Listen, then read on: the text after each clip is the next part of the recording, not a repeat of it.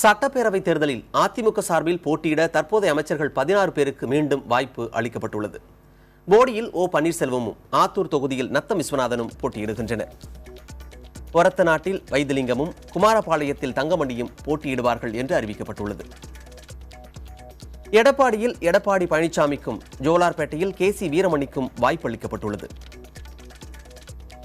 சிவகாசியில் KT. Rajendra பாலாஜியும் பெருந்துறையில் தோப்பு வெங்கடாச்சலமும் போட்டியிடுவார்கள் என்று அறிவிக்கப்பட்டுள்ளது. தொண்டாமுத்தூர் தொகுதியில் எஸ்.பி. வேலுமணியும் விராலிமலையில் விஜயபாஸ்கரும் போட்டியிடுகின்றனர். 1000 விளக்கு தொகுதியில் வளர்மதி, அண்ணாநகர் தொகுதியில் கோகுல இந்திரா போட்டியிடுகின்றனர். கடலூரில் எம்.சி. சம்பத்திற்கும் நன்னிலத்தில் காமராஜுக்கும் வாய்ப்பு அளிக்கப்பட்டுள்ளது. மதுரை மேற்கு தொகுதியில் செல்லூர் ராஜும் திருமங்கலத்தில் ஆர்.பி. உதயகுமாரும் போட்டியிடுகின்றனர்.